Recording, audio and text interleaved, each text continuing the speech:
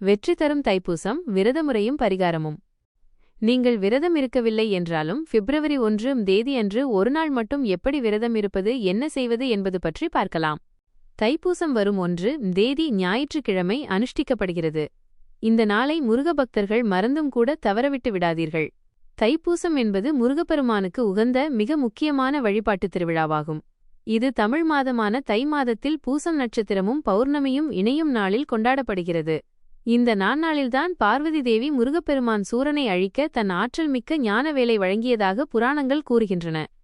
பூச நட்சத்திரம் ஜனவரி 31 தேதி சனிக்கிழமை இரவு 1:36 மணிக்கு ஆரம்பமாகி பிப்ரவரி 1 தேதி ஞாயிற்றுக்கிழமை இரவு 12:05 மணி வரை உள்ளது.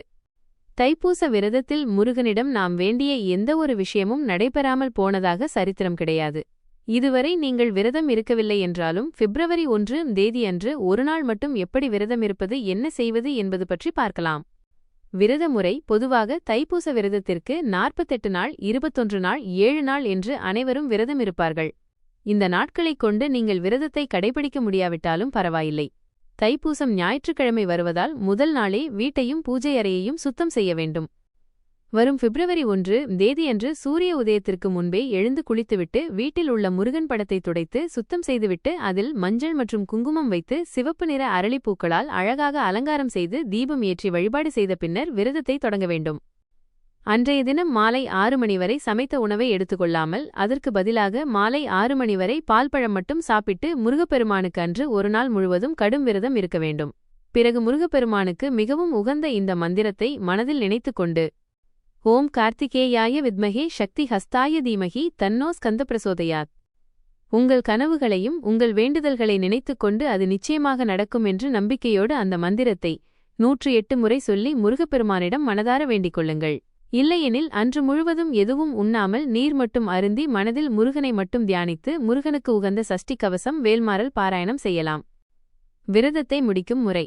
பிறகு அன்று மாலை முருகப்பெருமானுக்கு நைவேத்தியமாக வைத்த சர்க்கரை பொங்கல், வடை, பாயாசம் போன்றவற்றை படைத்து வழிபாடு செய்த பின்னர் உங்கள் வீட்டில் முருகன் வடிவில் குழந்தைகள் இருந்தால் அவர்களுக்கு ஊட்டிவிட்டு நீங்கள் அதை உட்கொண்டு விரதத்தை முடித்துக்கொள்ள வேண்டும். மிக நம்பிக்கையுடன் இந்த விரதத்தை தொடங்குங்கள். நிச்சயம் நீங்கள் நினைத்தது அனைத்தும் வெற்றியில் முடியும். சிறப்பு பரிகாரம். அன்றைய தினம் இந்த பரிகாரத்தை செய்தால் நீங்கள் வேண்டிய அனைத்தும் நிறைவேறும்.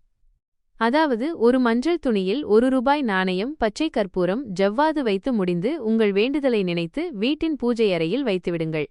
தைப்பூசம் அன்று முடிந்து வைத்ததை முருகன் கோவிலுக்கு சென்று மனதார வேண்டிக்கொண்டு உண்டியலில் போட்டுவிடுங்கள். இப்படி செய்த 48 நாட்களுக்குள் உங்கள் வேண்டுதல் நிறைவேறும் என்பது ஐதீகம். அன்றைய தினம் முருகன் கோவிலுக்கு சென்று நெய் தீபம் ஏற்றி வழிபட்டு அன்னதானம் செய்தால் முருகன் அருளோடு பல மடங்கு புண்ணியம் கிடைக்கும். அதேபோல் தைப்பூச நாளில் கோவிலுக்கு சென்று முருகப்பெருமானுக்கு ரோஜா மாலை சாற்றி நெய் தீபம் ஏற்றி வழிபட்டால் குழந்தை பேறு மற்றும் கேட்ட வரம் கிடைக்கும். தைப்பூசம் அன்று செய்யக்கூடாத 5 தவறுகள். தைப்பூசம் என்பது ஆன்மீக ரீதியாக மிகவும் சக்தி வாய்ந்த நாள். எனவே அந்த நாளில் சில தவறுகளை செய்வது முருகனை கோபமாக்கும்.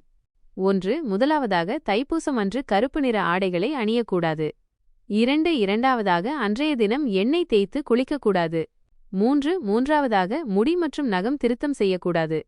4. நான்காவதாக அன்றைய தினம் அசைவம், மது போன்ற போதை வஸ்துக்களை தொடவே கூடாது. 5. ஐந்தாவதாக அன்றைய தினம் மிகவும் சக்தி வாய்ந்த நாள் என்பதால் எதிர்மறை எண்ணங்களுடன் முருகனை வழிபடக்கூடாது. தூய மனதுடன் இறை வழிபாடு செய்ய வேண்டும். முருகப்பெருமானின் அருள் உங்களுக்கு கிடைக்க வாழ்த்துகள். வேறு ஏதேனும் உதவி வேண்டுமா? உதாரணத்திற்கு